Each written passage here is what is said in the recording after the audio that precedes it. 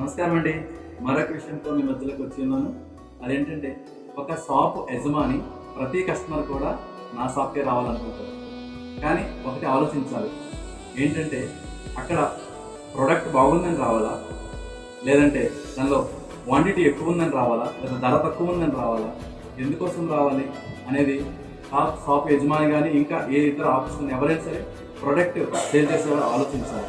అంటే దీనికంటే ఇంకా మాట విధానము, వారు చూసే విధానము, అంటే రిలేషన్షిప్ హెల్తీగా ఉన్నప్పుడు ఏ కస్టమర్ అయినా నీ దగ్గరికే వస్తారు కదా. ఆ విధంగా మెయింటైన్ చేయాలి. మా ఇంటి ఎదురుగా ఒక షాప్ ఉండేదండి. ఆ షాప్లో మా మిస్సెస్ ఒక గులాబ్ జామ్ ప్యాకెట్ కొనుక్కొని రమ్మని పంపిస్తే వెళ్ళాను.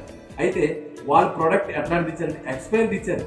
అయితే నేను వెళ్ళి మళ్ళా ఇది మీరు ఎక్స్పైర్ ఇచ్చారన్నప్పుడు వాళ్ళు ఎక్స్పైర్ ఇచ్చింది కాక ఇంకా రూఢిగా మాట్లాడారు. అంటే వాళ్ళు తప్పు అయిపోయిందని క్షమాపణ కాకుండా వాళ్ళు రూఢిగా మాట్లాడడం వల్ల వాళ్ళ ద్వారా వాళ్ళ షాప్కి మరి ఆనాటి నుంచి నేటి వరకు కూడా, అంటే ఇంచుమించు 3 సంవత్సరాలు మా ఇంటి ఎదురున్నప్పుడు కూడా ఆ షాప్కి నేను వెళ్ళడం మానేశాను. అంటే ఎందువల్ల వారు మాట్లాడే విధానము లేదా వారు ఇచ్చేటటువంటి ప్రొడక్ట్, అంటే ఏదైనా ఈ 2 కూడా బాగా ఉండేటప్పుడే కస్టమర్ రిలేషన్షిప్ బాగుంటుంది, మన బిజినెస్ బాగుంటుంది, ఏ రంగంలోనైనా సరే.